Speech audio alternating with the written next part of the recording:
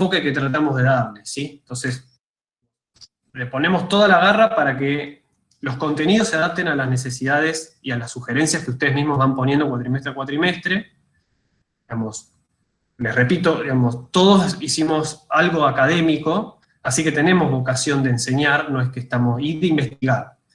Entonces, digamos, todo el tiempo vamos a renovar los contenidos y van a ver que las filminas, si las tenían desde antes, cambian, y cambian todo el tiempo, y cada clase van a... O sea, esta misma filmina, digamos, la cambié hoy mismo, y la cambié antes de empezar la cursada del cuatrimestre pasado. Digamos, tenemos la vocación de investigar y de que los contenidos sean nuevos para motivarlos, en vez de estar corriéndolos y exigiéndolos y persiguiéndolos. Queremos cambiar este enfoque y digamos, nos parece necesario que ustedes también tengan una postura en ese sentido. O sea, no vienen a aprobar la materia, no vienen a pasar un examen, sino que vengan a llevarse algo, digamos, y sería, digamos, un fracaso si pasan por esta materia y solamente aprobaron, y nada más, y no se llevaron nada. Así que, en ese sentido, esa es nuestra forma de buscarlo. No sé si respondí a tu pregunta de quedarte solo, ¿hacia esto te referías? Yo me refería por un tema de fatiga de alguna persona que esté trabajando o esté cursando muchas materias y tenga que tomar la decisión de dejar esta materia y deje colgado a una persona. Bueno, es un riesgo y por eso también son aleatorios. Los equipos de los exámenes, hay 2 exámenes, un examen con un equipo y el otro examen vuelve a ser aleatorio, ¿sí? Así que, digamos, las probabilidades de que te pase 2 veces seguidas, que se vaya todo el equipo, deberían ser bajas, entre 4. Digamos. Así que, digamos, la forma de responderte es a través de las probabilidades. Esperemos que no ocurra, pero bueno, existe siempre la posibilidad. Gracias. Igualmente hago esta aclaración también. No son exámenes que no pueden hacer individualmente. Podríamos tomarlos perfectamente individualmente porque tienen una semana completa para resolverlos y no nos excedemos con una cosa que es infinita. Las condiciones mínimas de aprobación son bastante simples y capaz que en 2 días o un solo día lo terminan resolviendo, o 2 días de una persona. Ahora, por eso parte de la evaluación también es que puedan trabajar en equipo, digamos, que a veces les puede generar mayor tiempo porque hay más debate, hay más discusión, a la hora de organizar el trabajo, eso lleva un tiempo también, así que, digamos, entiendo la posibilidad y es un problema que queden solos y se van a perder una parte del aprendizaje y el vínculo, que ahora van a ver que está el vínculo que se puede llegar a generar porque hay de todas las carreras de ingeniería están acá, así que van a conocer gente de otras carreras y ahora van a ver que está muy bueno eso. Por un lado se va a perder eso, pero por otro lado ya les garantizo que no es que es un examen que necesitan un mes para hacer y trabajando full time. No es imposible, no es infinito. Así que bueno, va por ahí la cosa. Bueno, yo les decía, el primer examen parcial, que es con los contenidos que van hasta ese examen, no va a tener una nota numérica, sino que es simplemente aprobado o no aprobado, y es lo que les otorga después el derecho a rendir el examen integrador. Perdón, una duda. Sí. ¿Y al momento de rendir, que es como una especie de coloquio? ¿Es algo escrito? ¿Es oral? Es escrito. Ustedes van a entregar un documento escrito, suele tener entre 15 y 20 páginas, donde hacen todo un análisis. Bueno, ya lo van a ver, no sean ansiosos. Pero digo, ¿hay que defenderlo al trabajo o es como un... No, es una entrega, Ah, ok. Es una entrega primero, el primer examen, y después el segundo examen es otra entrega. La defensa es en caso de que tengamos alguna cuestión particular o en finales remanentes, ¿sí? Si alguien queda en final y no rinde en el final, en su momento, digamos, en el final propio de este cuatrimestre y se va a otras instancias de final, ahí ya el examen cobra otra forma, que es básicamente un examen oral, que no está atado al proyecto, sino que es más bien conceptual. Pero por lo pronto no hay una instancia de defensa de ese trabajo por ahora. Por ahora me refiero a este cuatrimestre. Genial, gracias. Bien, ¿qué le estaba diciendo? Bueno, le otorga derecho a rendir el examen integrador. El examen integrador es al final y funciona como un final. Respecto a la promoción, que es otra de las dudas que suelen tener, se debe aprobar el examen integrador que funciona como un final, ¿sí? Y creo que ahí un poco se responde esto que también preguntabas de la defensa. Como el segundo examen abarca toda la materia, digamos, tanto los temas del primero como el segundo, es acumulativo. Que sea acumulativo no es un problema en términos de que no se pide memorizar nada, porque ya les dije, es un examen asincrónico, y ustedes tienen que resolver un problema, no tienen que memorizar nada, así que digamos, en ese sentido van a ver, no es un problema que se acumule, sino que ustedes mismos van a ir viendo el nexo de una unidad con la otra. Y yo les decía, el examen funciona como un final, si bien el sistema SIU automáticamente promociona a los que tienen 7 o más, la nota 7 o más, y aprueba o regulariza a los que tienen entre 4 y 6, el criterio que tenemos es, el examen integrador está aprobado, con 5 o 4, pasamos esa nota, después, o sea, la nota de cursada que no les promocionó automáticamente, la pasamos en la instancia final, se tienen que inscribir los que no promocionaron. Los que sí promocionaron, el sistema SIU les va a pasar la nota automáticamente. A menos, y esto también, digamos, yo ya se los adelanto, pero seguramente cuando pase, ustedes van a tener la duda, así que no hay problema, nos vuelven a preguntar. Hay algunos que promocionan con 7 o más y que el sistema no los autopromociona.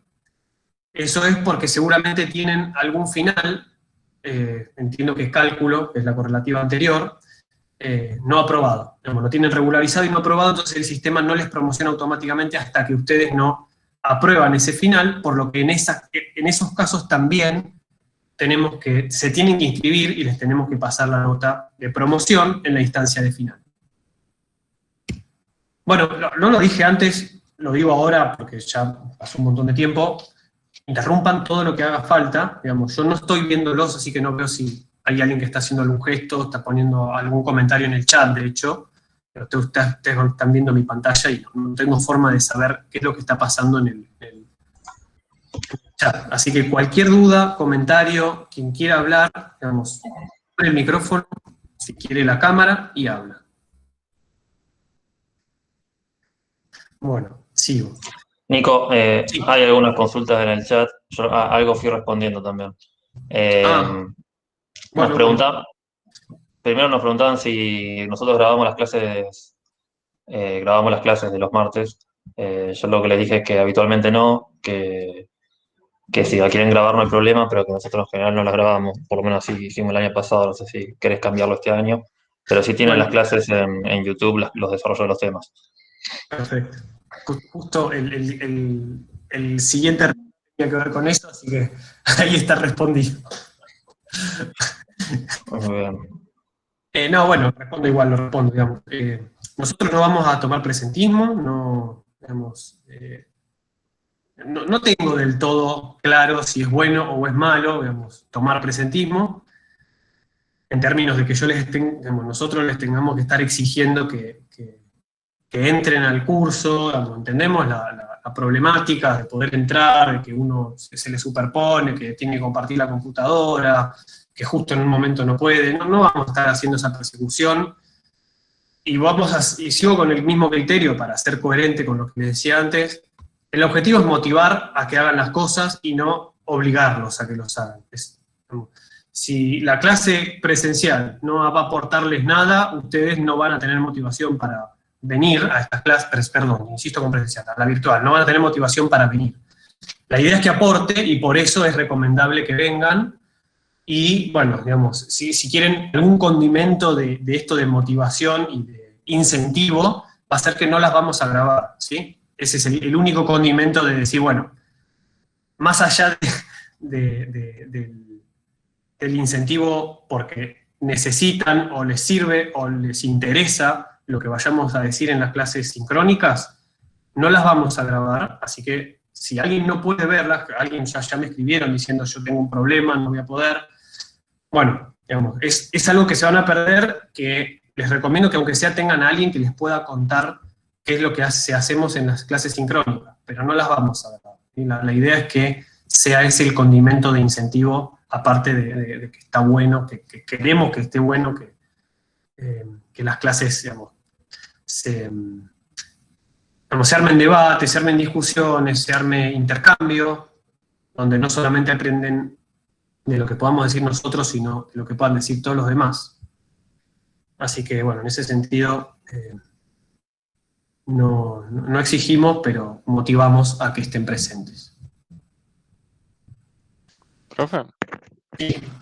disculpe, no entendí bien. El parcial 1 y 2 tiene como nota aprobado o desaprobado nada más. No. El primer parcial tiene nota aprobado o desaprobado. Igualmente les hacemos comentarios sobre qué es lo que está bien y qué es lo que está mal, pero no les vamos a poner una calificación numérica, no se promedia. Y el segundo, que no es un segundo, o sea, no es un parcial, cambiamos un poquito el esquema, digamos, no es parcial, parcial, final, sino que es un parcial y un final. Digamos, viene a ser así. El final es directamente, si hicieron el primero bien, va a haber una entrega en el medio de un trabajo que tienen que hacer obligatorio, individual, pero es una página sola que tienen que escribir, digamos, simplemente es como para decir, seguimos en la materia, y después este examen integrador, que es el segundo examen, o examen final, llámenlo como quieran, digamos, donde ese es el que va a determinar la nota. El cuatrimestre pasado nos hicieron un comentario al final diciendo, che, pero no está tan bueno, es un poco riesgoso que todo el cuatrimestre dependa de una sola instancia de evaluación. Y la respuesta que tengo para decirles es, ojo que es recuperatorio, digamos. Ustedes tienen esa instancia de evaluación y después tienen un recuperatorio que, digamos, yo ya mismo les cuento cómo es, y se van a dar cuenta que no es una cosa imposible. El recuperatorio no es un nuevo examen que tienen que responder, sino que es que tienen que rehacer aquellas cosas que hicieron mal en el examen. Así que tienen 2 oportunidades para hacer el mismo examen con 2 semanas de tiempo y en equipo. Así que no me parece una cosa súper difícil ni súper riesgosa. No sé, si alguien tiene algún comentario, igual bienvenido, pero digamos, tiene sus pros y sus contras. No es que depende todo el cuatrimestre de una. Aparte aprueban con 4 y no hay problema. Digamos, ese 4 ya es directamente la aprobación de la materia. Así que en ese sentido. ¿Y se pierde la promoción si se tiene que recuperar alguno? ¿O no? No porque Perfecto. reemplaza la nota, el recuperatorio, digamos. Lo que sí no tienen es la posibilidad de recuperar para levantar nota. Es decir, el primer examen sacaron un 4, no les vamos a dar la posibilidad de, perdón, en el segundo examen, el primero no, el examen final, digamos. Sacan un 4 y dicen, yo quería una nota más alta, me perjudican el promedio, qué sé yo. Ahí no tienen la posibilidad de recuperar porque el recuperatorio es rehacer el examen. Esa posibilidad no va a estar, pero sí, si les va mal, supongan, o sea, ir mal es una nota que es desaprobado. Es 4 menos, no va con nota, es desaprobado. Recupera directamente, les comentamos. Ustedes van a recibir esa notificación, lo que tienen que hacer es, desde el momento en que tienen esa nota hasta la semana siguiente, tienen que ver todos los comentarios que le hicimos, dónde está el error, y tratar de hacerlos bien y mandarlo de nuevo. Esto se vuelve a corregir y se determina si está aprobado o desaprobado, y dentro de lo aprobado se les va a asignar una nota. Y esa es la nota que queda, digamos. Y si esa nota es un 4, la materia está aprobada y promoción, digamos.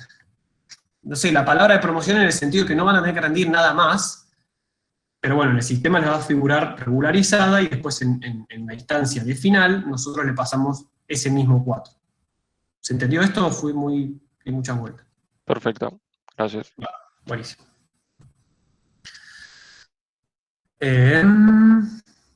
Bien, presentismo, ya está, ya lo hablamos, no lo vamos a exigir, bueno, está bien. Bueno, acá hay algunos comentarios sobre, digamos, cuál es nuestra visión, digamos, sobre qué es la formación universitaria, digamos, y esto un poco para motivarlos y para inducirlos a que participen. Digamos, un estudiante universitario no es una audiencia pasiva, no es alguien que viene a escuchar, digamos, a absorber conocimientos y después ponerlos en un examen y se va, sino que la idea es que, digamos, ustedes, digamos, encaren esta materia cuestionando permanentemente las cosas que nosotros decimos, las cosas que dicen los libros, las cosas que escuchan en diferentes fuentes, digamos, no tomen todo como dado, ni como verdades absolutas, sino que justamente esa es la diferencia entre un estudiante universitario y un estudiante de secundario o primario que va a absorber conocimientos, y tampoco debería ser tan así. Como les decía, en la universidad la idea es tocar temas que tampoco es que tengan una respuesta concluyente. La idea es que se avanza constantemente sobre el conocimiento, y digamos, ese es un poco también el perfil que nosotros le queremos dar a la materia, en el sentido de que investiguen más allá de lo que les damos, de que busquen videos, que busquen material, que busquen datos, y que encuentren su propio camino para entender esta materia. Y bueno, el diálogo es fundamental, por eso les decía, está bueno que participen, que traten de interrumpir todo lo que puedan. Las interrupciones, y esto pasó un cuatrimestre en la presencialidad, ¿no? Una compañera que me había dicho, che, pero se hace muy larga la clase, con tanto debate y con tanta interrupción, ¿por qué no mejor bajás una línea y es más eficiente para todos? Y un poco, bueno, yo me quedo pensando con esto y digo, bueno, pero por otro lado, me parece que en los debates, en estos diálogos que se van a generar, en las discusiones, uno le tiene miedo a la palabra discusión, pero la discusión es otra instancia también para aprender. Ustedes se involucran mucho más en los conceptos y los contenidos de la materia. Esperen que, otra vez.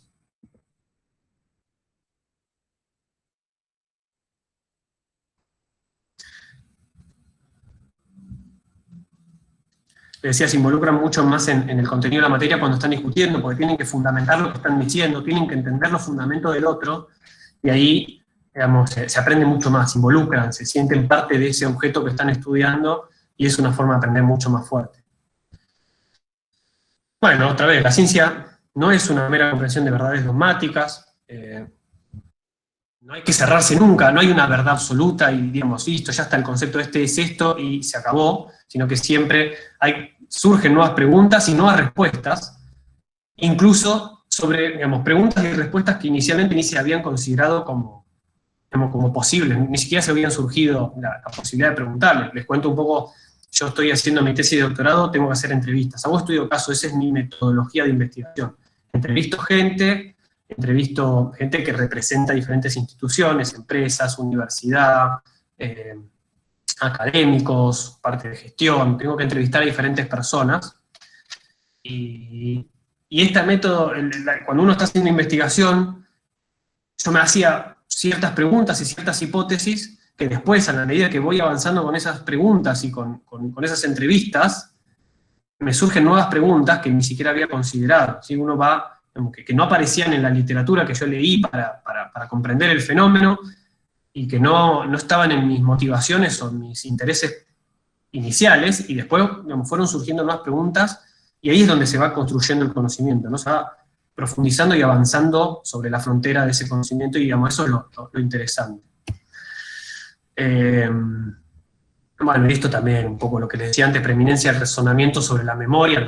Nosotros acá buscamos que sean capaces de investigar, de conocer, de razonar, con ciertas técnicas, con ciertas metodologías, con ciertos conceptos, más que memorizar. No les vamos a pedir que se memoricen fórmulas. Siempre es bueno, digamos, no es malo memorizar algo, está bueno memorizarlo porque, digamos, no tienen que estar dependiendo de un dispositivo para poder resolver algo, y digamos, la memoria después les permite hacer unión de diferentes cosas. Cuando hagan sinergia de conceptos, bueno, si uno no los tiene incorporados en la memoria, después es bastante difícil relacionarlos y utilizarlos, los conceptos.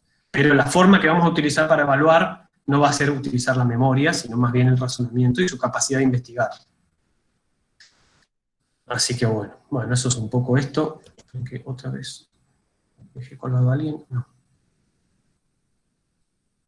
Bien. Como capaz esto se va a volver un poco repetitivo, a ver si dice algo nuevo a propósito de la cátedra.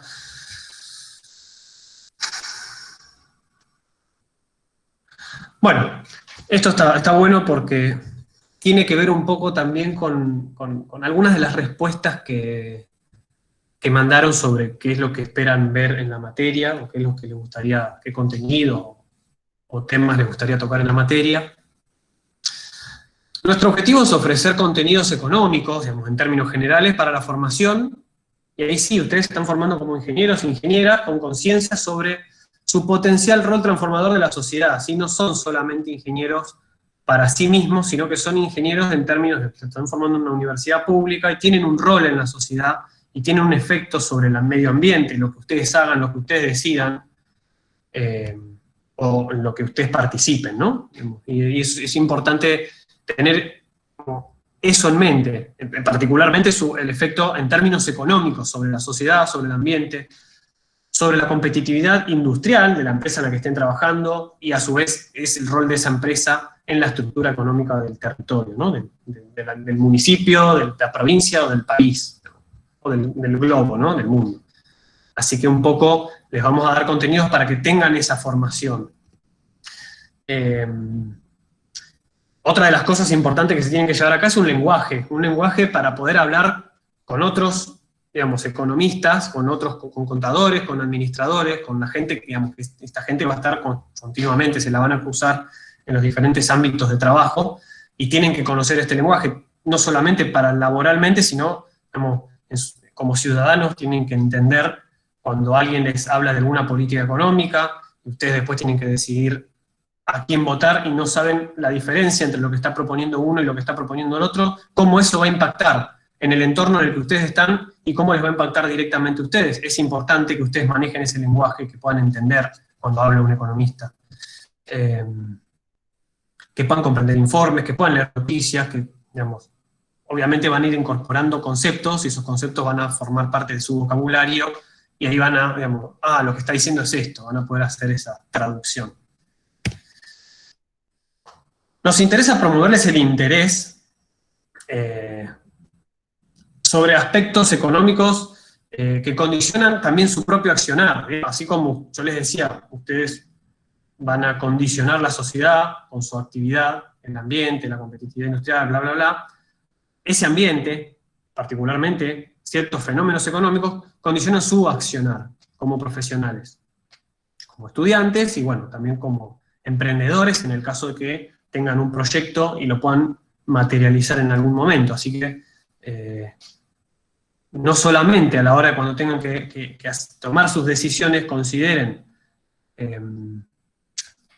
si técnicamente resuelven un problema o no lo resuelven, sino que también hay un montón de aspectos económicos que la idea es que ustedes empiecen a considerar cuando están encarando una actividad. Otro objetivo que tenemos es incentivarlos a una postura interpretativa crítica, o sea, tienen que interpretar lo que leen, lo que les decimos.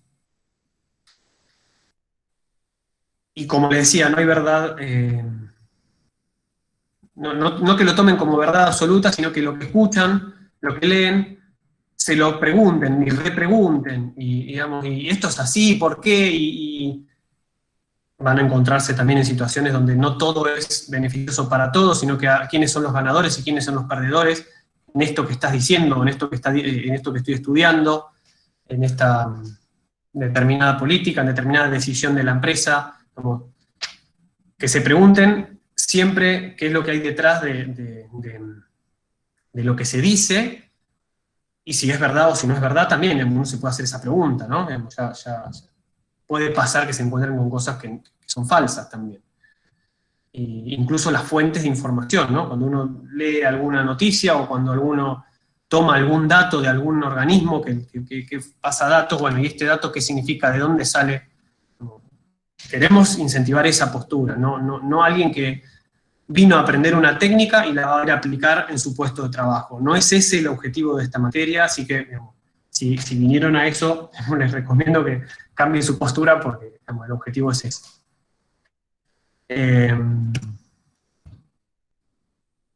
Una cosita más, fomentar investigación. Bueno, todo tipo de información es válida, todo tipo de fuente, digamos. Yo les decía, siempre con una postura crítica de qué es lo que están, de dónde sacaron esa información, pero, digamos, no es que nosotros le vamos a decir, tienen que leer esto de acá y nada más, y todo lo que lean de otro lado no sirve, sino que busquen otras fuentes, aprovechen que hay miles de videos de YouTube de otros docentes que tuvieron que pasarse a la virtualidad, de gente que es, digamos, con mucha más cancha para la cuestión de edición de videos que la que tenemos nosotros, que es más precario, donde digamos, van a poder encontrar un montón de información adicional, que a veces es complementaria, que a veces está en discusión con nosotros, digamos, y eso está buenísimo, y si encuentran algo que dice algo distinto a lo que decimos nosotros, o que pone un énfasis en otra cosa, y lo quieren traer a las clases, en las sincrónicas, bienvenido, dicen, che, vi este video, dijeron esto, o nos pasan el link, mira, vi esto en este video, esto está bien, está mal, o qué opinás de esto, no, tampoco es que está bien o está mal, a veces es una cuestión de opinar respecto a los diferentes puntos de vista que desde los cuales está parando alguien para decir algo, así que traigan eso, es lo más divertido, cuando traen alguna cosa así, que se arma debate, siempre los debates de forma respetuosa, digamos, nadie va a decir, vos no sabés nada, digamos, esa no es la forma de debatir, sino, digamos, bueno, argumentemos qué es lo que estamos diciendo, hasta que lleguemos a ponernos de acuerdo o no, podemos irnos en desacuerdo y no va a haber ningún problema con eso, pero sí lo que se van a llevar es la otra postura. No van a estar de acuerdo tal vez, pero por lo menos van a conocerla, y eso enriquece bastante después su propia postura. Bueno, yo les decía recién, no todo es win-win, no todo es, digamos, ganamos todos, sino que en la economía van a encontrar precisamente que hay situaciones en las cuales sí ocurre eso, donde, digamos, más producción, mejor calidad de los productos, más tecnología, más empleo, digamos, ganamos todos con todo eso, pero hay situaciones en las cuales se dice, o los economistas le llaman así, se producen juegos de suma cero, donde cuando alguien está ganando algo más, hay alguien que está perdiendo algo. Digamos, se generan las tensiones, las cuestiones distributivas, y también cuando hay objetivos que no coinciden, ¿sí? A veces, yo acá les puse un ejemplo, pero puede haber tensiones entre objetivos entre diferentes actores, ¿no? Pero básicamente, yo les ponía, por ejemplo, los objetivos y las acciones de la empresa, el sector privado, y los objetivos acciones públicos. El objetivo y las acciones del hogar o del individuo, y los objetivos y las acciones de la empresa en la que trabaja. No siempre son los mismos, puede haber tensiones, hay que entender esas tensiones y qué determina, digamos, los resultados de esas tensiones. ¿Sí? Digamos, eso es una de las cosas que también pretendemos que se lleven en este curso. Sí, y bueno, vuelvo un segundo a lo anterior, digamos, también, digamos, en los medios de difusión más grandes, digamos, los manuales más comunes, en la mayoría de los canales de YouTube que vayan a ver, esta parte de la tensión, la parte conflictiva de la economía suele estar borrada, por eso, digamos, me parece importante, y la puse en negrita ahí para enfatizarlo, porque se suele pintar a la economía como algo que está ausente de tensiones, y si se hacen las cosas de determinada manera, todos están mejor, y por eso, bueno, me parecía importante resaltarlo, que a veces esto no aparece, digamos, que está, ustedes lo van a ver constantemente, en la relación con su empleador, si tiene un empleador, en la relación con, digamos, con socios, si es que tienen socios, en la relación con la competencia, digamos, si ustedes tienen una empresa y tienen que competir con otra, en la relación, digamos, con el Estado, que tienen que pagarle un puesto, pero les da una educación pública y un montón de servicios más. Hay tensiones, hay intercambios, hay esos aspectos, o mismo en un proyecto de investigación va a haber tensiones, sí, digamos, qué es lo que se va a hacer con ese proyecto, cómo se van a distribuir los beneficios. Bueno, en todo eso aparecen tensiones económicas, en las vinculaciones universidad-empresa, que es mi tema de investigación, aparecen constantemente, y ya les digo, cuando uno va a la literatura, esto aparece un poco borrado. Digamos, en ese sentido, ahí hay un aporte del curso en esto.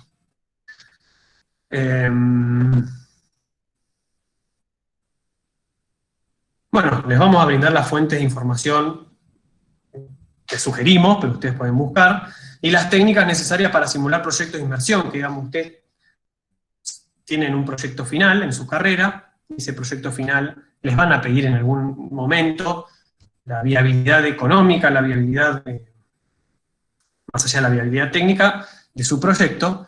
Entonces, la idea es darles herramientas para que ustedes puedan hacerlo. Seguramente lo van a complementar con otras materias que tengan, particularmente la de proyecto final,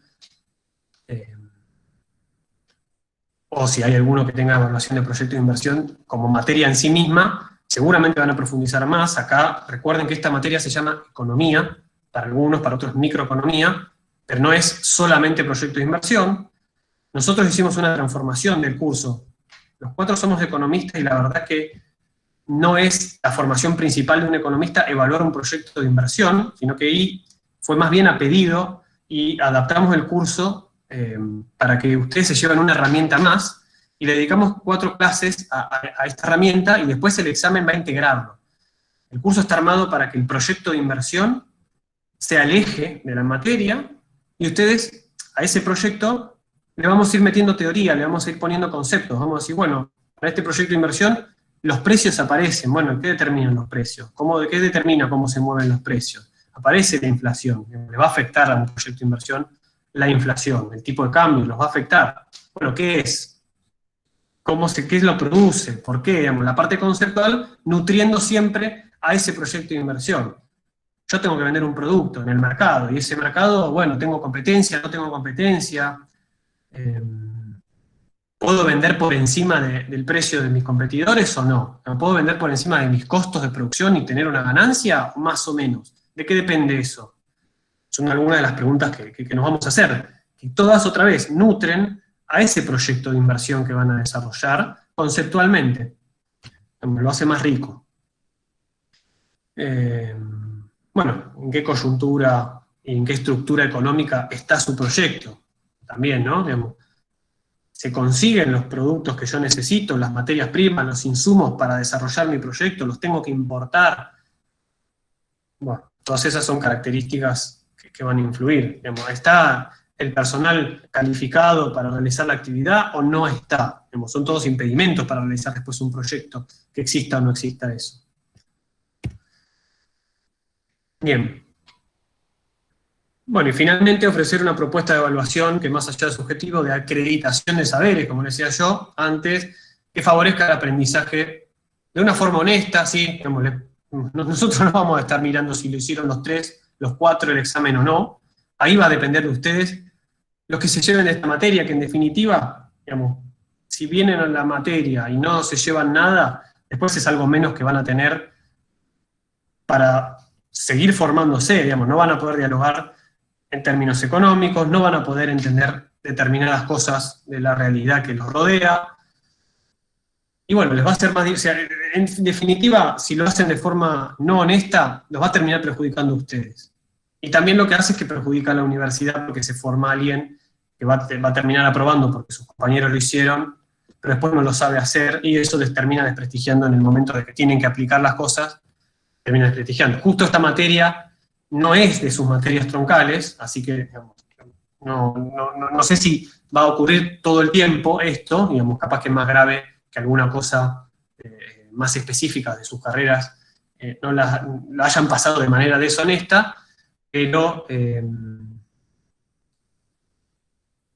que les sirva como comentario general para todo, digamos, aprendan, es el momento, digamos, uno dice, bueno, no lo hago ahora, en otro momento lo voy a hacer. La cuestión es que después no lo van a hacer, no van a tener el tiempo, no va a ser el momento para hacerlo, y van a estar durante su lugar de trabajo, ya sea como emprendedores, como docentes, como empleados, como sea que estén profesionalmente, con una herramienta menos.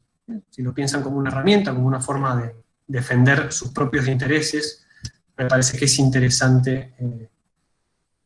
No lo vamos a estar exigiendo de esa manera, ¿sí?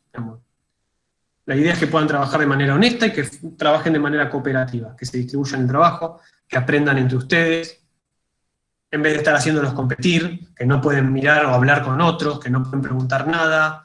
Me parece que eso resta más de lo que les puede llegar a sumar como profesionales y como ciudadanos, como estos 2020 acá. Bueno, acá les muestro un poco la composición para que se den cuenta un poco la transversalidad de la materia. Es multidisciplinar, si acá se van a cruzar, fíjense, bueno, justo este cuatrimestre hay mayor preponderancia de ingeniería biomédica, tiene ingeniería ambiental, tiene ingeniería industrial, en energía, en alimentos, telecomunicaciones, ingeniería espacial, ingeniería electrónica, ¿sí? Fíjense que vamos a armar equipos de 3 o 4 personas y se van a componer, vamos a hacer el esfuerzo de que se mezclen justamente, o sea, si bien es aleatorio, tiene esa estratificación que es tratar de que se mezclen.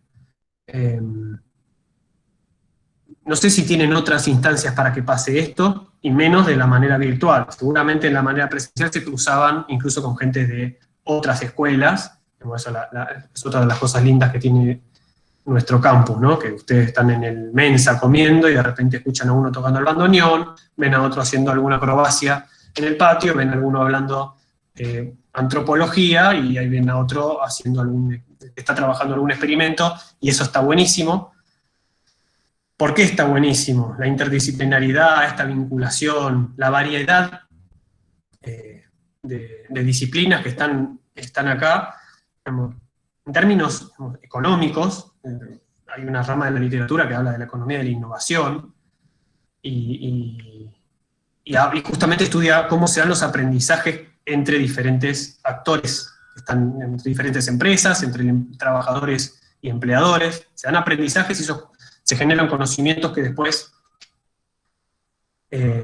permiten innovar, ¿sí? Hay el autor referente de de esta forma de pensar la economía es Schumpeter, y él habla de que la innovación es nuevas combinaciones de conceptos, de ideas previas.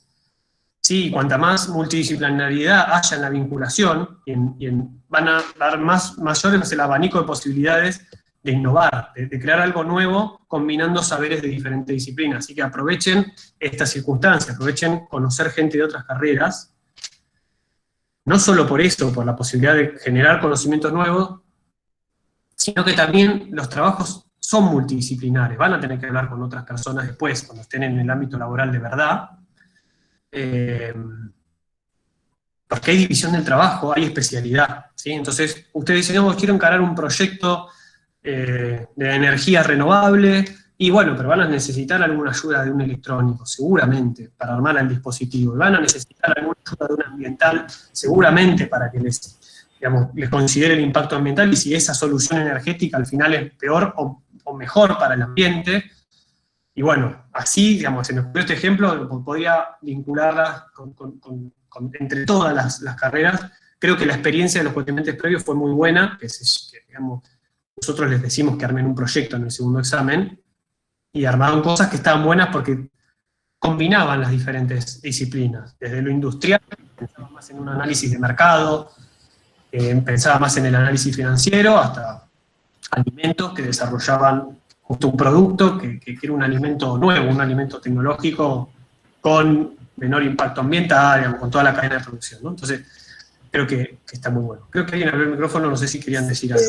Sí, quería proponer, si les parece, que arme un grupo de WhatsApp, así nos hacemos consultas los profesores. Si no quieren estar, así no los torturamos con consultas, no hay problema, pero por ahí entre nosotros estaría bueno tener comunicación, si les parece.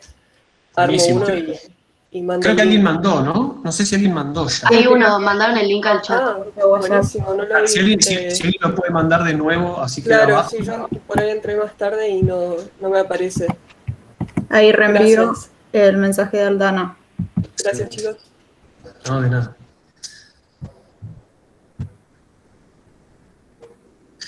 Bueno, ya medio concluyendo, les cuento las unidades que son. La unidad 1 va a ser conceptos fundamentales de economía. Vamos a ver qué es la oferta, qué es la demanda, qué son los precios, cuál es el rol del dinero, cómo se organiza la producción. Vamos a ver qué es el costo de oportunidad. Son todos conceptos muy económicos que vamos a ir viendo en la primera unidad. Ya están subidos todos los videos, ya pueden ver todos si quieren. Les recomiendo que vayan viendo paso a paso. Los primeros 2 de la unidad 1 son cortitos, duran entre 20 y media hora cada uno, 20 minutos y media hora cada uno. Ya les adelanto también que ese manual que está en el campus, que también lo van a encontrar en la carpeta de Google Drive, el manual de Mochón, fíjense el capítulo 1 y 2, que es lo que tendrían que leer para lo que sería la próxima clase, ¿no? Son algo así como 30 páginas. Es un manual muy simple, muy simplificado, así que son 30 páginas, pero digamos, con letra grande, con recuadros, con un montón de cosas que digamos, se lee muy rápido, no es demasiado, por lo menos hasta acá. Miren los videos, tienen las filminas también, las filminas que había utilizado para dar esa clase en video de YouTube. Miren las filminas, miren los comentarios que hay abajo, que a veces profundizan. En la carpeta también van a encontrar bibliografía optativa, es optativa, no les recomiendo que la miren ahora, sino que eso sí quédenselo como material para consultar en algún momento. No les recomiendo ahora porque es mucho, el que lo quiere hacer buenísimo, mejor, digamos. Ahí sí se les va a complicar. Digamos, si el promedio de 4 o 5 materias, encima hay unos cuantos que están trabajando, bueno, la forma es ver los videos, las filminas y la bibliografía en ese orden. Bien, después la unidad 2 es más de evaluación de proyectos de inversión, tiene toda una primera parte de cálculo financiero, esto lo van a ver más en profundidad con Mateo, que es el otro docente, bueno, justo hoy no pudo estar. Tienen creo que 4 o 5 videos que él grabó, esos son un poquito más largos, pero digamos, es la parte más técnica, digamos, tal vez la más dura, y es la herramienta fundamental, digamos, que se van a llevar del curso, ¿no? Que eso es lo que después van a utilizar en su proyecto final, y el día de mañana, si van a hacer su propio proyecto, bueno, es la técnica de cómo hacer la evaluación de un proyecto de inversión, está en esta unidad. Desde ya les digo que es fundamental que hagan los ejercicios de esta unidad, la unidad 2, la unidad 1 es más conceptual, no tiene ejercicios, pero la unidad 2 sí tiene ejercicios. Están resueltos los ejercicios, igual esto ya los vamos a ir siguiendo comentando, ¿no? Pero están resueltos y no solamente tienen la respuesta, sino cómo se resuelven. Mírenlos, digamos, es tomarse un tiempo, sentarse, ir leyendo, tratar de resolver. No hay nada librado al azar o a la capacidad, digamos, está bastante explicado y también tienen las instancias de preguntas.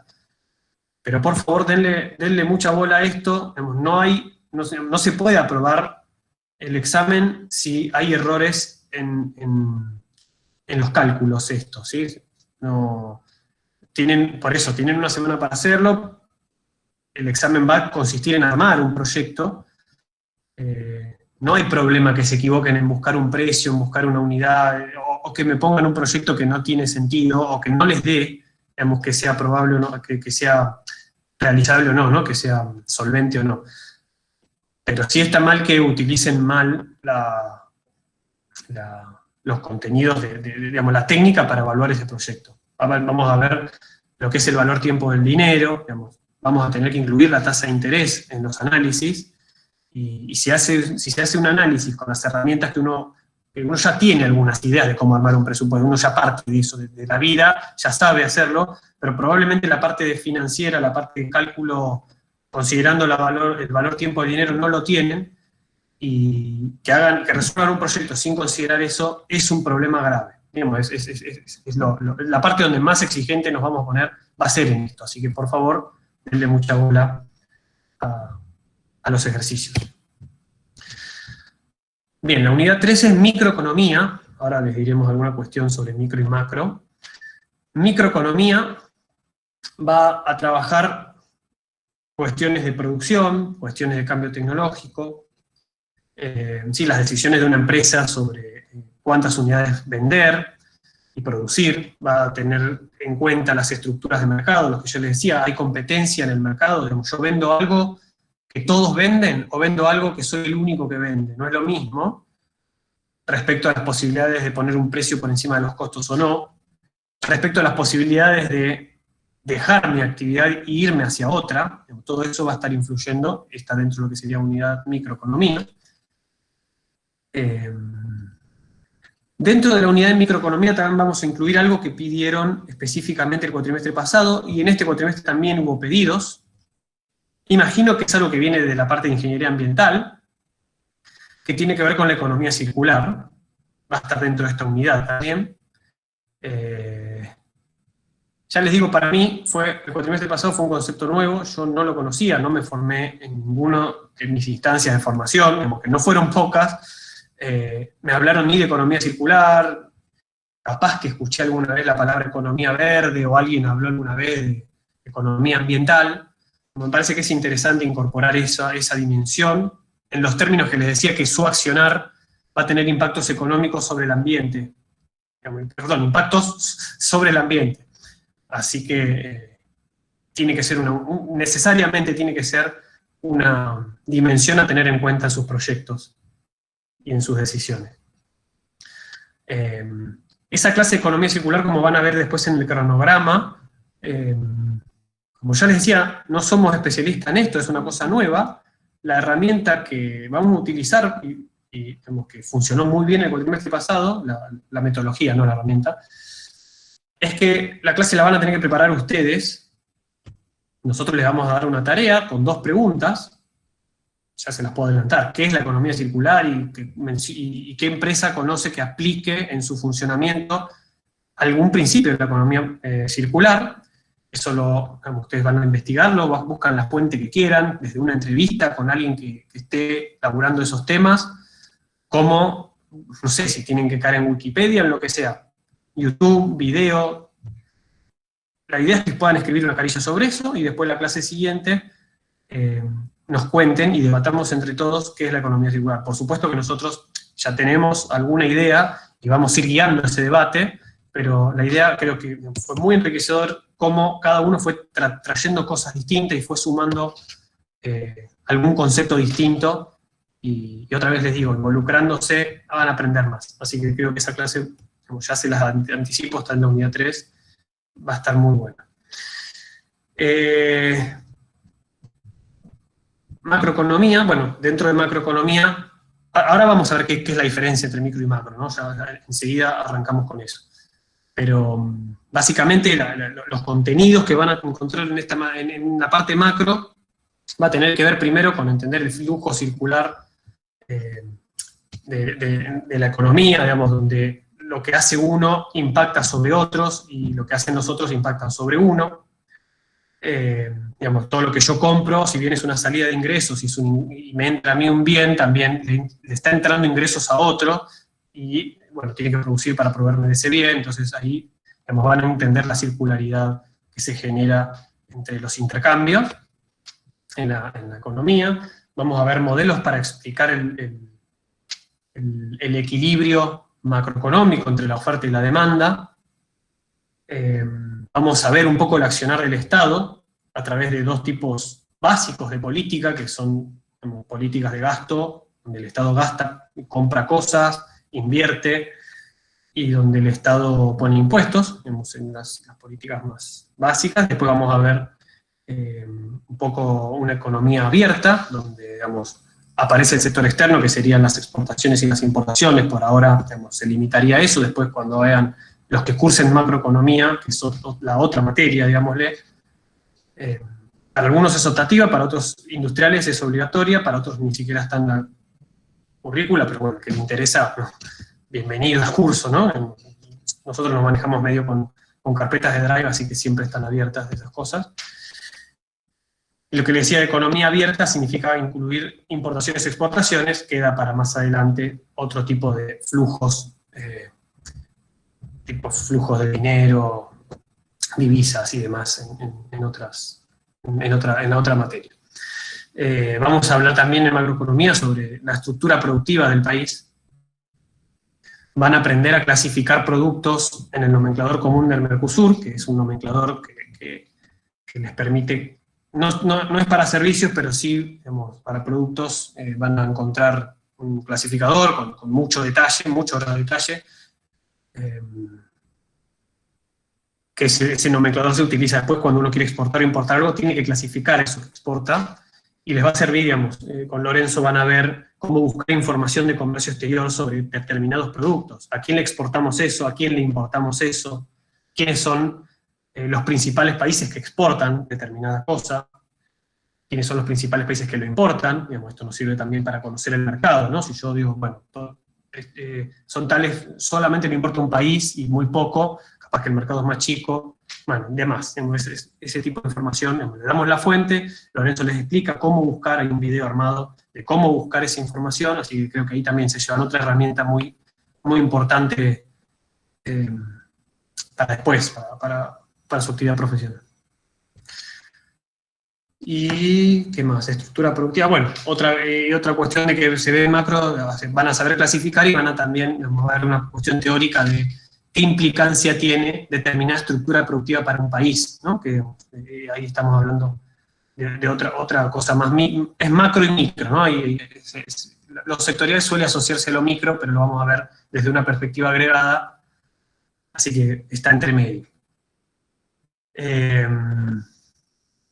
No sé si me estoy olvidando de algo. Nico, Mabel, Loren, si quieren decir algo de esto, de las unidades o algo. No, está bien, Nico. Por mí, está bien. Buenísimo. No puedo pensar en nada más. Ok. Bueno, a ver cómo estamos de tiempo. Upa. Bueno, esta clase quedó un poco larga porque no tiene video. Las que van a ser sincrónicas necesariamente van a quedar un poquito más largas. Las que son de consulta, digamos, la mayoría de las clases no suelen durar tanto, a menos que tengan infinitas preguntas. Así que bueno, les pido disculpas y paciencia. Esta primera clase que me meto un poquito más en algunas cuestiones y las cerramos, porque son cosas que no llegué a grabar en el video, así que quería simplemente mencionárselas.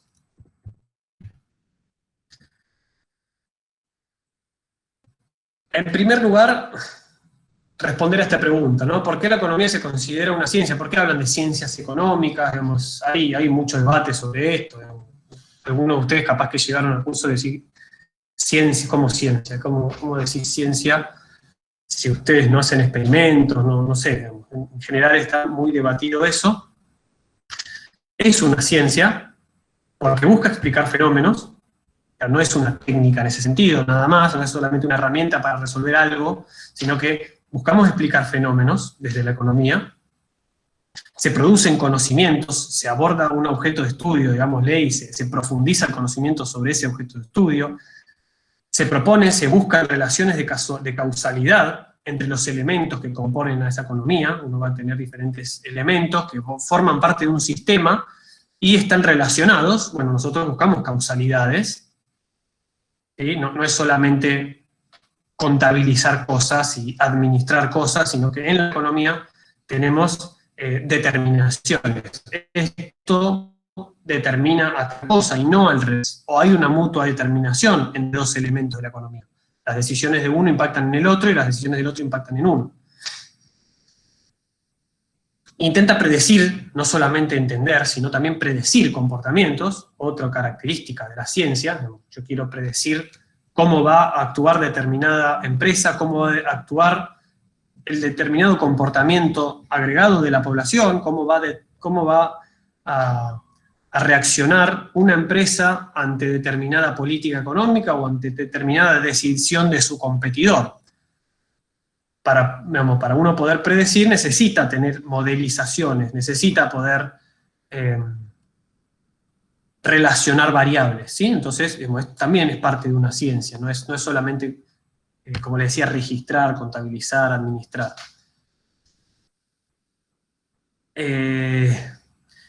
Y otro componente que lo hace científico también es que busca rigurosidad y objetividad basada en métodos de investigación.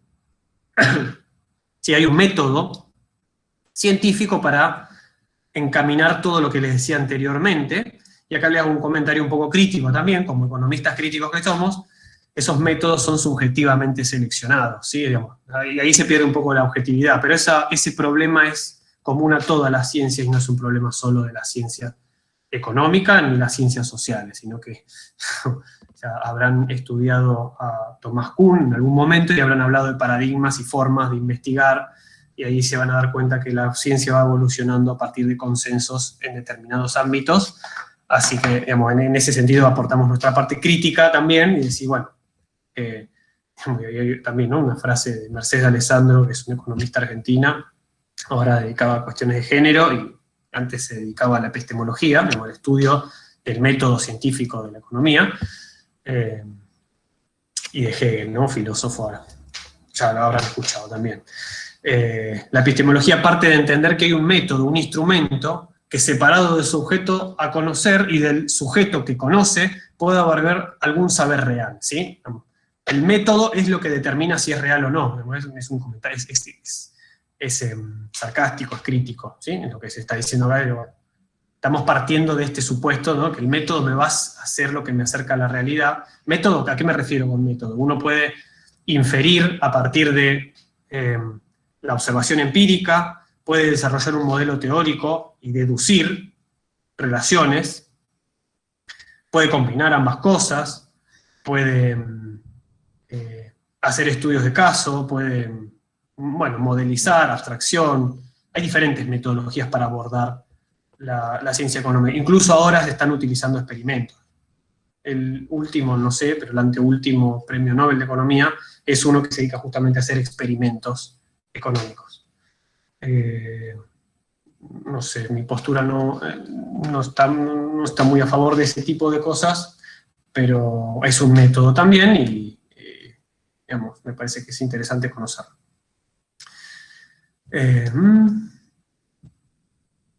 Bueno, y ahí van a encontrar en los manuales esta distinción entre economía positiva y la economía normativa, donde unos dicen el ser, como las cosas son de determinada manera, como si fueran de alguna manera absoluta y nada más, y esas son las verdades, de alguna manera, ¿no? Lo digo sarcásticamente.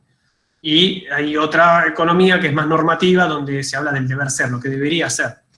Lo llevo a la historia del pensamiento económico esto, y les diría, bueno, los primeros que empezaron a hablar de economía, en términos un poquito más sistemáticos, se llaman los mercantilistas, entre el siglo XV y el siglo XVIII, más o menos, estamos hablando antes del capitalismo, ¿no?, del sistema de producción capitalista que tenemos ahora, y eran personas que recomendaban, eran, digamos, burócratas que recomendaban al Estado absolutista qué es lo que tenían que hacer y qué era lo mejor para la nación.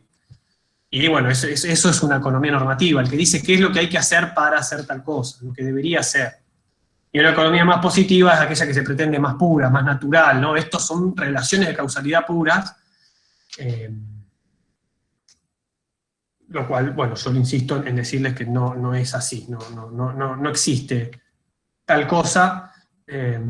Hay relaciones de causalidad, pero no son naturales, son sociales. Y ahora mismo pasó eso, sociales en el sentido de que están determinadas históricamente, están determinadas por el accionar de las personas. No es que las personas tienen un comportamiento natural predefinido y van a comportarse de esa manera siempre, en cualquier contexto, en cualquier momento, en cualquier lugar.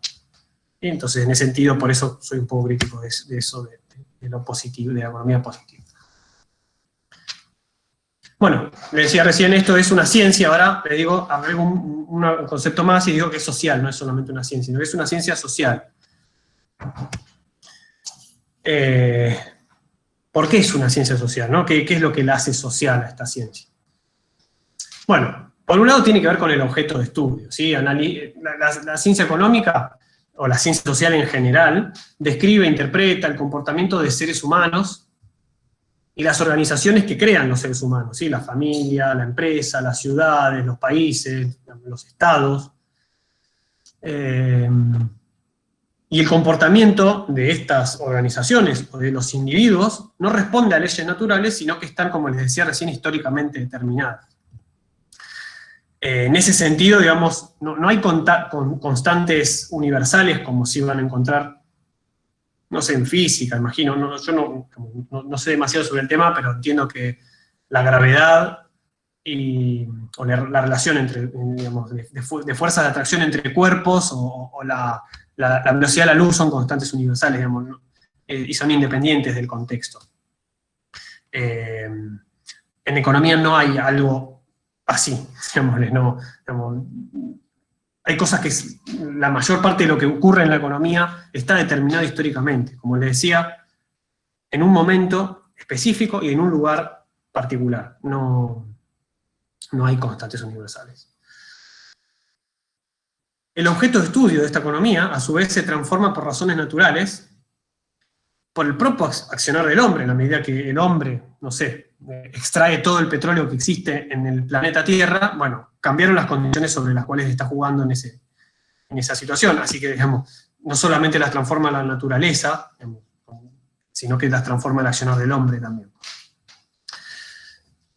El contexto también se transforma por la modificación de las reglas de juego, que vamos a llamar instituciones. ¿Sí? La reglamentación, que exista o que no exista la defensa de la propiedad privada, transforma la economía.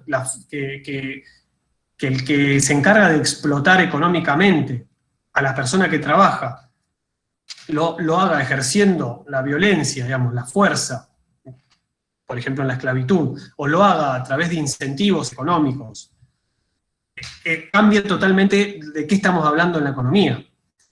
Que haya cierto impuesto o que no lo haya, bueno, cambia las reglas de juego.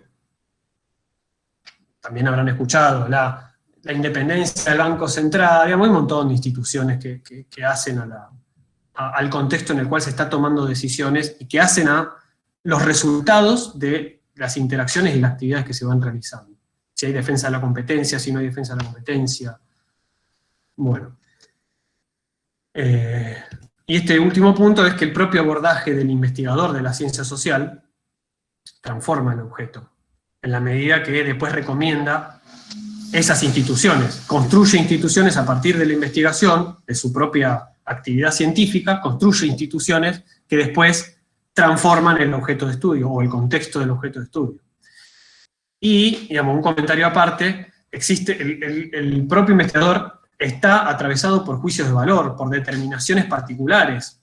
Es un sujeto social que tiene intereses propios, digamos, y acá lo que dice es, bueno, es un actor económico, el investigador en ciencias económicas es un actor económico cuya mercancía, lo que está vendiendo en el mercado, es el conocimiento que produce. Así que también, digamos, todo eso influye a la producción científica que se genera.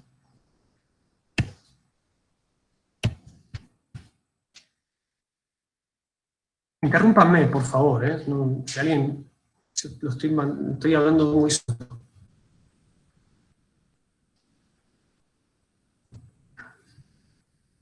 De momento no tengo nada para interrumpir, pero me quedé con una cosa que dijo de que los objetos de estudio y su contexto no son constantes como en las ciencias naturales, digamos. Sin embargo, sí hay leyes económicas que se toman como algo que es definido. A mí me suena, por ejemplo, que se dice la ley de oferta y demanda. Y bueno, ley no significa algo que es constante y que se mantiene. Bueno, en ese sentido,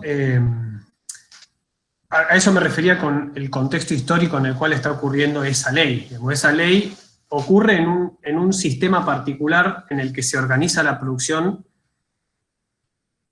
de forma capitalista, ¿sí? Donde no hay nadie que decide de manera centralizada qué es lo que se va a producir, ni qué es lo que se va a consumir, sino que en este sistema diferente, el sistema que estamos actualmente, cada uno decide qué producir y qué consumir en base a sus propias, digamos, capacidades, su poder adquisitivo, básicamente, y va a decidir también en base a los incentivos económicos, los precios, van a terminar funcionando como señales que van a decir qué es lo que conviene producir, qué es lo que no conviene producir, qué es lo que me conviene comprar, qué es lo que no me conviene comprar. Fíjate que en ese sistema, después hay una clase sobre esto, pero igual te respondo la pregunta.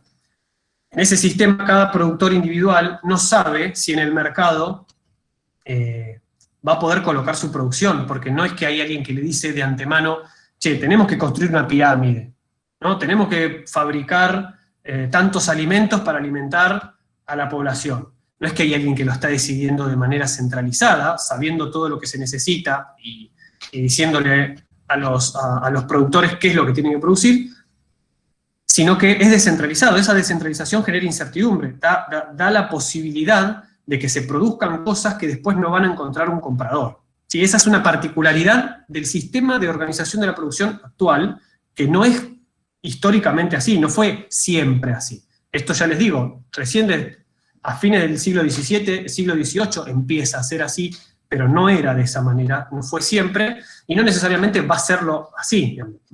No hay garantías de nada, todo se puede transformar, y por eso les digo, ley de oferta y la demanda tiene sentido cuando existe oferta y cuando existe demanda, ¿sí? Ofertar y demandar es una cosa propia de mercado, que no ocurre cuando la planificación es centralizada y te dicen, tenés que producir esto, porque esa producción ya tiene un fin desde el momento en que se concibe. Me dijeron, tengo que producir tantas toneladas de trigo porque vamos a consumirlas, no porque voy a tener que ofrecer el excedente y ver si en algún momento lo puedo realizar. Lo mismo desde la demanda. En este sistema de producción capitalista, lo que yo voy a ir a consumir, nadie me garantiza que lo estén ofreciendo en el mercado. Yo puedo llegar al mercado y que no haya nadie que ofrezca lo que yo necesito, que no ocurre en otro sistema. Entonces, tiene un mecanismo particular el sistema de mercado, en el modo de producción capitalista, en el cual si yo quiero algo que no está produciendo nadie, genero alguna señal que hace que alguien empiece a producirlo. Esa señal, otra vez, va a ser a través de los precios. Yo demando y digo, doy tanta plata a cambio para que alguien me dé esto. Bueno, en primera instancia no va a haber nadie que lo pueda hacer, pero rápidamente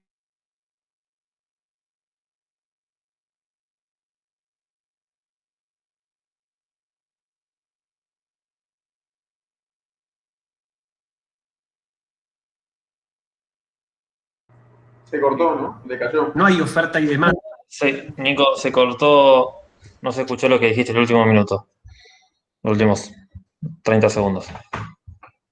Upa. Bueno, no sé en qué estaba. Lo que estaba tratando de decir es que en el sistema capitalista de mercado, en la forma de organizar la producción particular de este contexto histórico en el que estamos desde el siglo XVIII, tiene sentido el concepto de oferta y demanda, porque no sé qué es lo que se escuchó y lo que no. Sí, igual creo que se escuchó la mayor parte de lo tipo, sería que básicamente existen leyes en función de cada contexto histórico y cómo se organiza la gente en el momento. Exactamente. No es una ley universal, digamos. Hablar de oferta y demanda en un contexto en el cual la producción es centralizada y planificada, como lo que ocurría en un modo de producción feudal, digamos, la Edad Media, como lo que ocurría en el esclavismo, en otras situaciones más precarias, más prehistóricas, es diferente.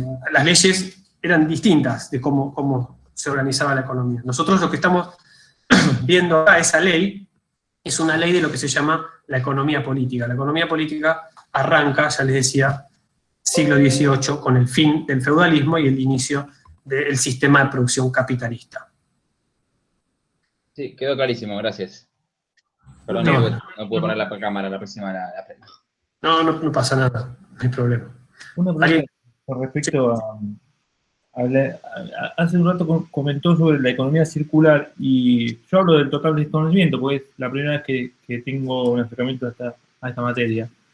Pero también he escuchado nombrar en estos últimos tiempos algo que le dicen economía del conocimiento. Y nada, me interesaba entender un poco de eso. Y también yo suelo mirar las noticias, más ahora en pandemia, todavía un poco más que lo normal. Estoy, digamos, de alguna manera informado, qué sé yo, y al tanto de lo que dicen y a veces no entiendo, porque justamente es economía. Y también escuché también como una crítica al abordaje del micro y macro porque está relacionado con el capitalismo, que tampoco es que llegué a entenderlo. Pero bueno, esa es mi pregunta, así como... Perdón, te pregunto por las dudas, porque no sé si te llegué a entender. Por un lado me preguntabas de la economía del conocimiento y lo de lo macro y micro no entendí bien cómo lo... Claro, sí, hace un tiempo como que escuché como toda una crítica a la educación sobre, era un ministro de Economía que hablaba y decía que él había aprendido en la facultad sobre lo micro y lo macro en la economía y que eso era como una forma de abordaje capitalista de la ciencia. Ok. No sé No entendí la crítica esa, porque el tipo dijo eso y yo no llegué a entender por qué lo estaba criticando, la verdad. Yo tampoco llego a entenderla, no te preocupes. Ahora, en 5 minutos, estamos a un poquito sobre el macro. O sea, digo, no entiendo, debería haber haber estado diciendo, pero no me quedaría solamente con decir esto es capitalista y esto no es capitalista, sino explicar un poco más qué quiere decir. Perdón, creo que alguien está tratando de ingresar.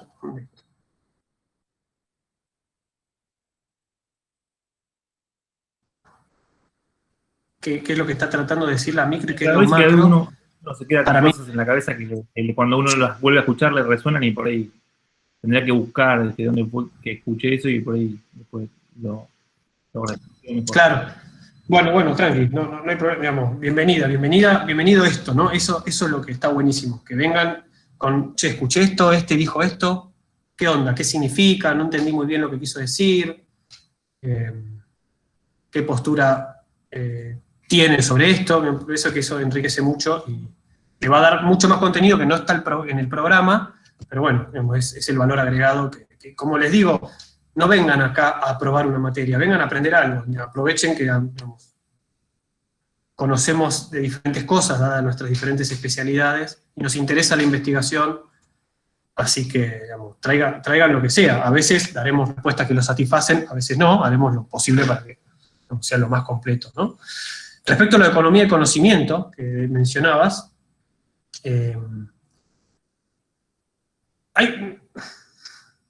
no sé particularmente a dónde lo viste o a qué te referís. Hace poquito, digamos, salió una ley de economía del conocimiento que se está refiriendo a un conjunto de sectores productivos en particular.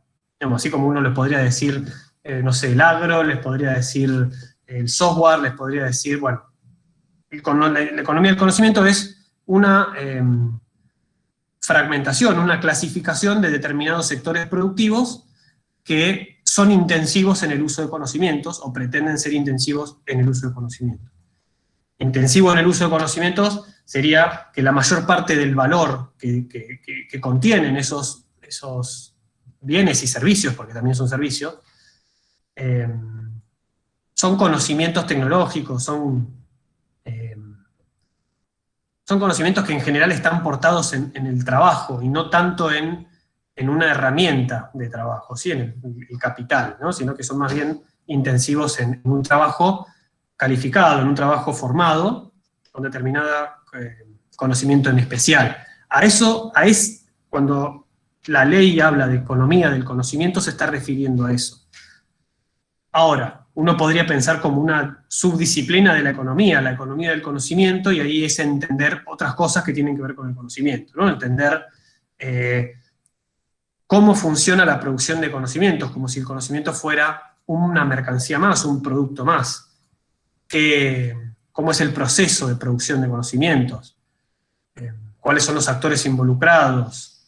¿Cómo impacta el conocimiento en las estructuras de mercado? Van a ver después cuando veamos propiedad intelectual, bueno, el conocimiento tiene un valor económico y determinadas leyes, determinados contextos, como les decía antes, hacen que leyes en sentido normativo, ¿no? Normas, leyes, hacen que el comportamiento del conocimiento, de la producción de conocimiento y del valor del conocimiento cambie. A nivel institucional cambia el efecto económico. ¿Qué características tiene que tener una estructura productiva para potenciar su capacidad de producir conocimientos? Es algo que está dentro de lo que uno podría llamar la economía del conocimiento, como subdisciplina, ¿sí? Entonces, no sé bien a cuál de las dos cosas te referías. No, sí, escucharlo lo escuché por esta ley nueva que estaba atado a, decían, economía del conocimiento, que no sabía a qué se referían, sabía que era algo de software, pero no entendía bien, y lo ligaban enseguida con la industria 2.0 o algo así. Y eso que, no creo que la respuesta superó mi expectativa.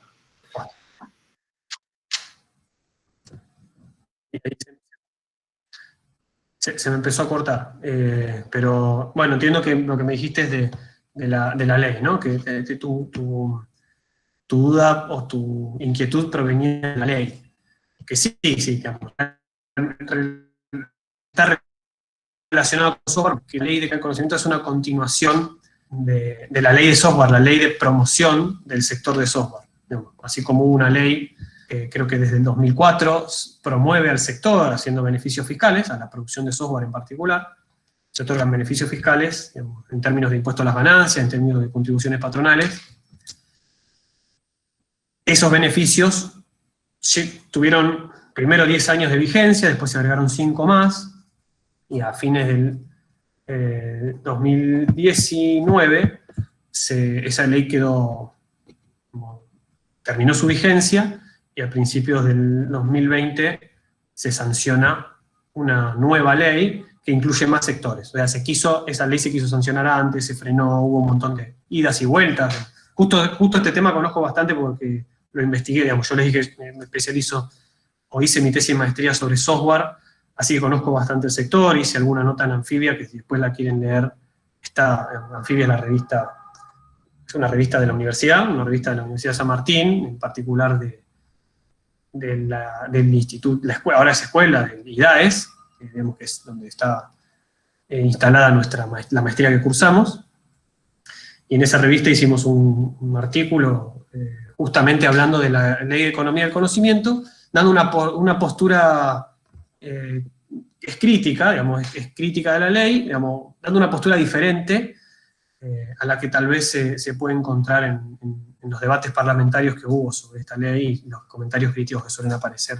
en las noticias. El que les interese buscarlo y les interese el tema y lo quieran seguir discutiendo, bienvenido. Pero bueno, a eso se refiere economía del conocimiento en esa ley, es un conjunto de sectores que abarca el software y mucho más. Digamos, biotecnología, tiene análisis geológico, satélites, tiene un montón, digamos, servicios profesionales en términos de consultoría, se considera dentro de lo que es economía del conocimiento. Ya les adelanto para que entiendan un poco de dónde viene mi postura crítica, es bueno, dentro de economía del conocimiento se metieron un montón de cosas que son bastante heterogéneas, bastante distintas y todo con el mismo tipo de incentivo. Y bueno, ya estudiaremos en economía, digamos, uno si quiere generar incentivos y torcer lo que el mercado señala, bueno, hay que ver como para qué, digamos, con qué objetivo, y si ese objetivo tiene un beneficio o no tiene un beneficio para aquel que está haciendo el sacrificio, ¿no? Que en este caso sería el Estado Nacional. Así que... ¿Resultaban algo beneficioso al fin esa ley, entonces? Tiene cosas positivas y cosas negativas. Y en ese sentido, por eso, digamos, por eso también les decía, siempre tratar de fomentarles una postura crítica en el sentido interpretar lo que hay y tratar de mejorarlo, siempre tratar de mejorarlo. Y en esa es la postura crítica, que no es lo mismo que una postura crítica negativa en la cual uno está tratando de tirar todo, digamos, y nunca contribuye en nada. La idea es que uno tenga una postura crítica proponiendo y mejorando, encontrando los problemas de lo que hay y proponiendo soluciones. En ese sentido, crítica, ¿sí? Porque es fácil decir, no, está todo mal, y bueno, sin propuestas a veces en ese sentido, postura crítica me parece que es lo más interesante y lo mejor para un profesional y más que nada un investigador. Gracias, profe. No, de nada. Bueno, ¿por qué es una ciencia social? Esto lo hablamos. Dimensiones de análisis, enfoque micro y macro. Bueno, ¿qué es esto? Justo era eso. Vos habías preguntado también el enfoque micro-macro. Van a encontrar definiciones, van a encontrar gente diciendo micro es estudiar algo pequeño, en este caso empresas o familias, y lo macro es estudiar algo más grande, países, mundo. No, digamos, no voy a decir que está mal, pero no es una definición que me convence o que me cierre del todo. Creo que comparto esto con mis compañeros y compañera Nicole. No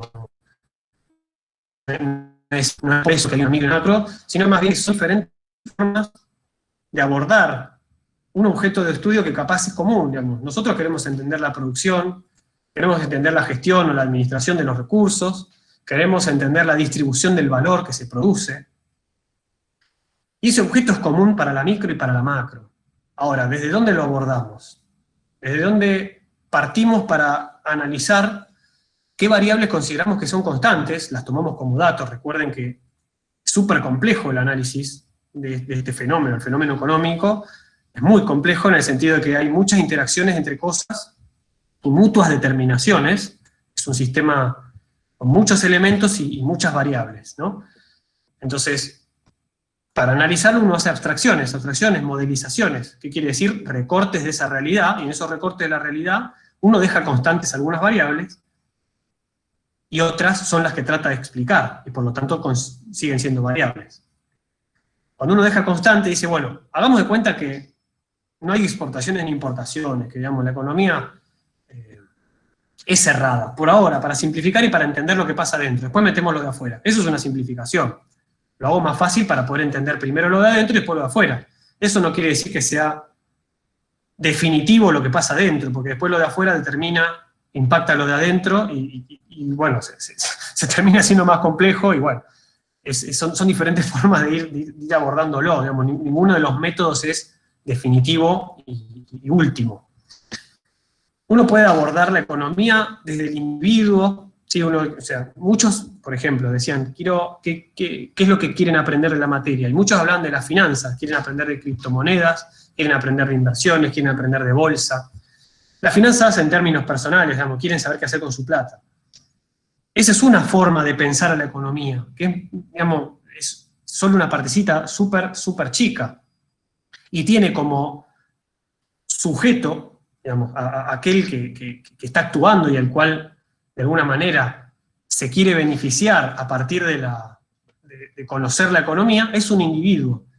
Y van a ver que no es lo mismo cuando estamos hablando de un hogar, cuando estamos hablando de una empresa o de un grupo de empresas, ni cuando estamos hablando de un territorio, diferentes formas de aglomerar gente, digamos. Los conceptos, las ideas, los objetivos son distintos. Cuando estamos hablando del individuo ya la distribución no nos interesa tanto, pero cuando estamos hablando de un territorio, la distribución empieza a tener un efecto más importante.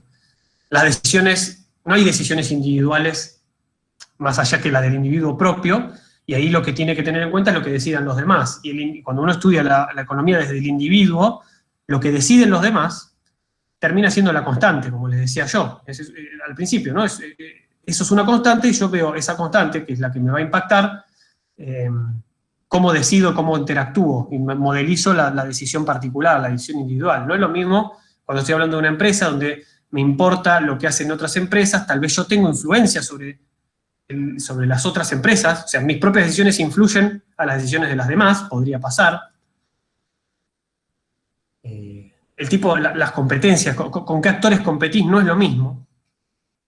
Entonces, esas diferentes dimensiones de análisis arman un mundo infinito de la economía. Micro y macro es una gran división de ese mundo infinito, de formas de abordarla, de sujetos, donde en micro se suele abordar, sí, desde las unidades que conforman al sistema, y en macro se suele abordar el mismo problema, pero desde el sistema mismo, desde el conjunto, y el conjunto cómo va a afectar a las unidades individuales.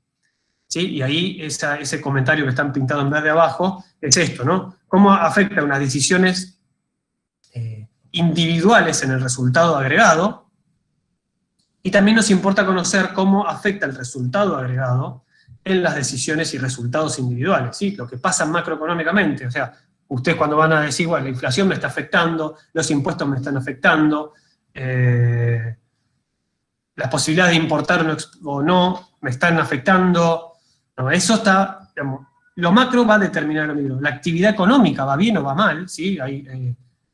Se está vendiendo mucho, ahí la gente tiene plata y me puede comprar, bueno, lo macro me está determinando lo micro, en la decisión propia, ¿no? Lo que me pasa en los resultados y en lo que voy a hacer. Y al inverso ocurre también, digamos, las decisiones individuales pueden afectar al resultado agregado. Es más claro cuando estamos hablando de un actor económico muy grande, donde, por ejemplo, no sé, una gran empresa determina toda la producción de determinado bien,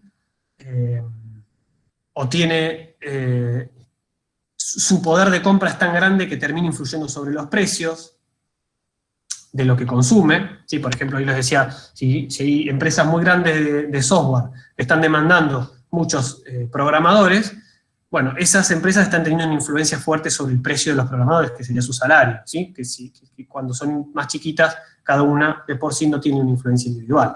Bueno, es esto, micro y macro es abordar desde diferentes puntos de vista, pero no es que el objeto es distinto. Se suele asociar algunos objetos a macro y más micro, ¿sí? Yo les decía antes, cuando se hace un análisis sectorial se suele hablar de micro, cuando se habla de inflación, cuando se habla de tipo de cambio, cuando se habla del gasto público del Estado, cuando se habla de la cantidad de dinero, los impuestos. La distribución del ingreso. Bueno, distribución del ingreso entraría en los dos, es muy de los dos, pero en macro aparece fuerte en los modelos que van a ver particularmente.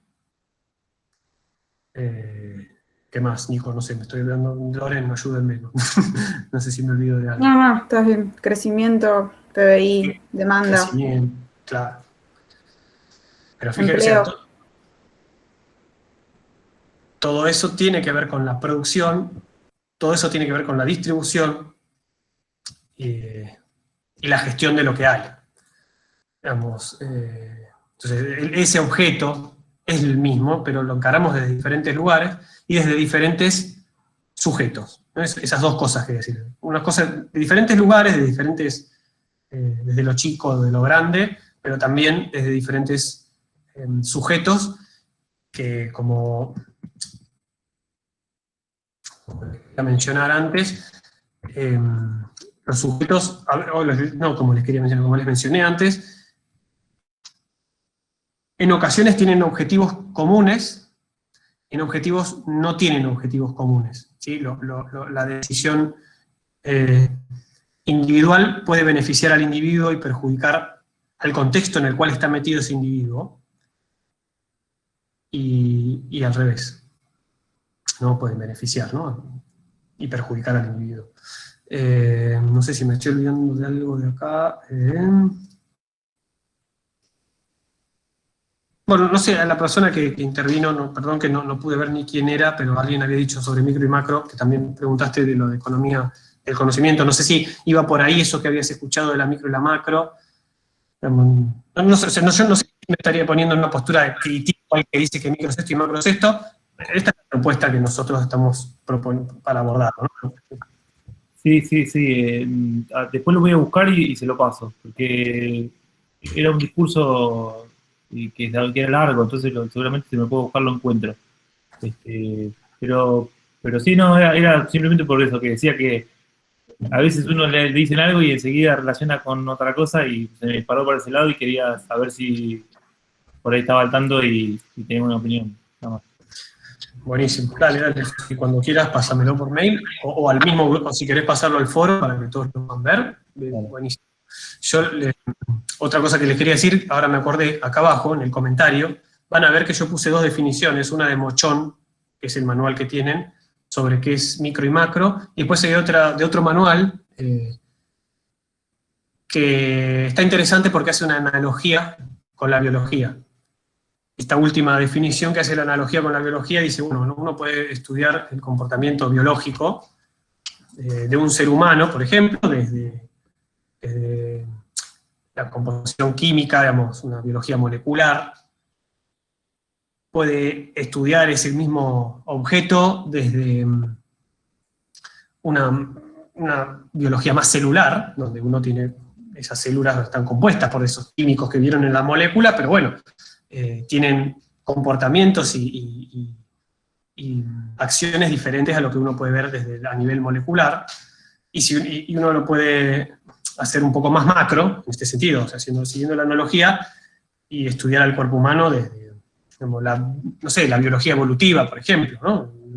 Donde uno ya está viendo especies que se van transformando y comportamiento de esas especies. Bueno, la misma cosa se puede estudiar tal vez desde diferentes puntos, desde más micro hasta más macro. Y en este sentido, esa analogía me parece que sirve para entender qué es lo que proponemos con esta diferenciación entre micro y macro. Uno le puede buscar también una explicación histórica de la micro y la macro, ¿no? De la crisis del 30, Keynes, ya esto lo hablarán con Lorenzo más adelante, pero en definitiva me parece que coincidimos en que micro y macro es simplemente una forma de dividir diferentes puntos de vista o niveles de abordaje de problemas que son en común. Obviamente van a aparecer problemas que son específicos, pero la economía es una.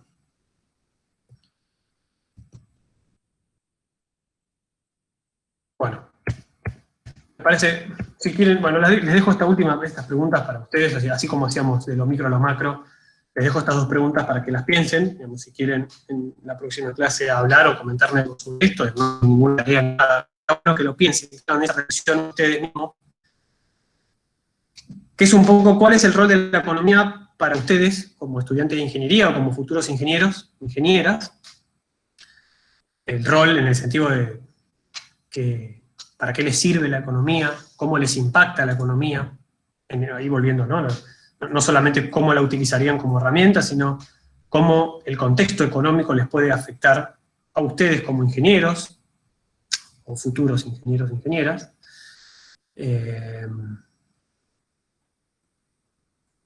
Por otro lado, la otra pregunta es invertirlo, ¿no? ¿Cuál es el rol que tendrían ustedes como futuros ingenieros e ingenieras en la economía, en ese contexto económico, ya sea no sé, de la ciudad o del municipio en el que estén, de la provincia, del país, del mundo? ¿Qué efecto tiene el accionar, o piensan ustedes que tiene el accionar de alguien que se forma en la ingeniería, sea cual sea la ingeniería que están haciendo, y si quieren ser específicos con la suya, mejor, digamos, o lo quieren hacer más generalista también, no hay problema. Alguien que, digamos, por eso, piénsense cuál es el rol del ingeniero y cómo impacta eso económicamente, o cómo piensan que puede impactar económicamente. Les dejo estas dos preguntas para que lo reflexionen. Insisto, no van a tener que entregar nada, pero va a estar bueno si la próxima clase intervienen y nos cuentan qué es lo que estuvieron pensando sobre esto. Bueno, eso es todo esto, lo último que quiero mostrarles, y después, a menos que alguien quiera decir algo más. Este es el cronograma, lo tienen ahí en la carpeta de Google Drive. No sé si se ve o se ve muy chiquito. La primera clase es 9 de marzo, sí, acá está el cuatrimestre, desde el 8 de marzo al 25 de junio dura. Está por unidad, número de clase y unidad, ¿sí? Tienen el tema que se va a dar en la clase. Por ejemplo, la próxima clase va a ser la noción de mercado, la noción de oferta, la noción de demanda, los precios, el rol de los precios, equilibrio. Esos son los temas, los grandes temas, y lo que tienen para ver en esta columna, el video que tienen que ver antes de la clase. Sí, la idea es que ustedes entre hoy y el próximo martes a las 6 de la tarde se tomen un ratito para ver esto, que no les va a llevar en total más de 1 hora. Son 2 videos. No hay parte práctica, es más conceptual esta parte. Bibliografía, mejor que lo lean, ¿sí? No es digamos, indispensable, pero digamos, le va a contribuir más, les va a generar más dudas, así que si pueden leer el capítulo 1 y 2, bienvenido, aunque sea que lean el 1. Y lo que está bueno es si pueden ir siguiendo la clase con las filminas, ahí están las filminas, también están subidas dentro de la carpeta unidad 1. Y eso sería lo que tienen para la próxima clase. Y bueno, así está organizado después, ya tienen todo el cuatrimestre. Es medianamente fijo, puede llegar a cambiar, pero la idea es tratar de mantener este cronograma. Fíjense que, por ejemplo, el 13 de abril, acá ya tienen puesto cuando les vamos a entregar la consigna del primer examen. Ustedes van a tener que devolver ese examen el 20 de abril. Así que ya tengan en cuenta ello, vayan. Profe. Sí. Te hago una consulta. ¿La entrega del examen va a ser por mail o por vía campus? Buena pregunta. Lo ideal sería que sea vía campus. Sí, vía campus. por ahora Sí, porque, o sea, venimos haciendo seguro todos tareas individuales en el campus, pero no sé si se pueden hacer grupales. Ok. No, bueno, ahí lo que les voy a pedir en ese caso es que uno por grupo manden el campus al menos uno, digamos. Si dos lo suben no hay problema, pero al menos uno que mande por el campus la consigna. Por las dudas, igual también se los voy a pedir por mail.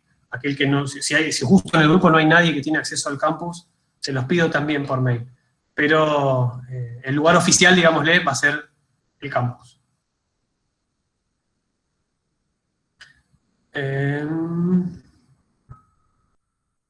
No sé si hay algo más a aclararles acá. Bueno, esta planilla, 25 de mayo feriado, el primer examen, no hay más nada. No.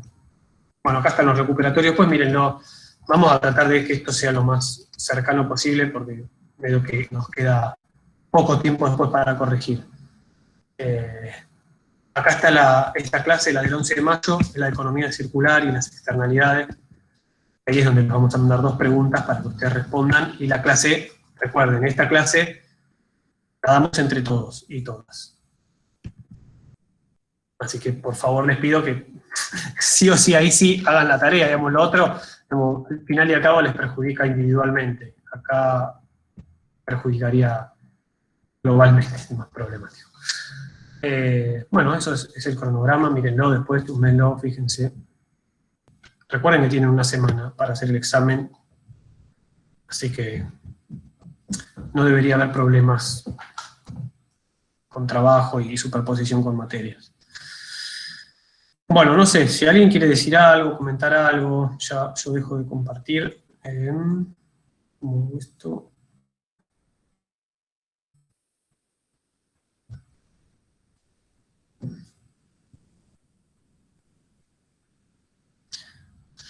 Ya esta clase duró mucho más de lo que suelen durar las clases de consulta, no se asusten con eso.